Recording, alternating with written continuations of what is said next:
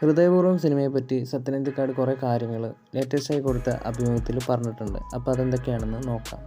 ഹൃദയപൂർവ്വം വളരെ ഇൻട്രസ്റ്റിംഗ് സിനിമയായിട്ടുണ്ടെന്നാണ് എനിക്ക് തോന്നുന്നത്. മോഹൻലാലുമായുള്ള എൻ്റെ സിനിമകളിൽ കാണുന്ന ഹ്യൂമറുള്ള പ്ലസൻ്റായിട്ടുള്ള ഒരു ചിത്രം. കുറച്ചു കാലമായി കാണാത്ത ലാലിൻ്റെ മുഖഭാവങ്ങൾ ഈ സിനിമയിൽ കാണാം.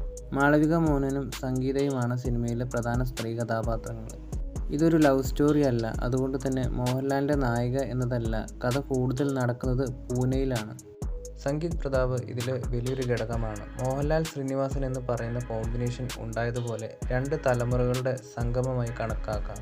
സിനിമയിലെ രണ്ടാളുടെയും കോമ്പിനേഷൻ സീനുകൾ രസകരമായിരുന്നു. ഭയങ്കര ഹ്യൂമറാണ് ഇവർ കൂടിച്ചേർന്നാൽ. ഓണത്തിന് ആളുകൾ വരുന്നത് സിനിമ കണ്ട് ആസ്വദിക്കാനാണല്ലോ. ആവശ്യത്തിൽ കൂടുതൽ വയലൻസോ ഒന്നുമില്ലാതെ വളരെ സിമ്പിളായൊരു കഥ മനോഹരമായി അവതരിപ്പിക്കുന്നു. ബാക്കി നമുക്ക് നോക്കാം. അപ്പോൾ ഇത്രയും കാര്യങ്ങളാണ് സത്യനന്ദിക്കാട് ലേറ്റസ്റ്റായി കൊടുത്ത അഭിമുഖത്തിൽ ഹൃദയപൂർവ്വം സിനിമയെപ്പറ്റി പറഞ്ഞത്.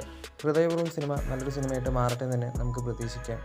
ഓഗസ്റ്റ് 28 ഓണം റിലീസായിട്ട് ഹൃദയപൂർവ്വം സിനിമ തിയേറ്ററുകളിലേക്ക് എത്തും.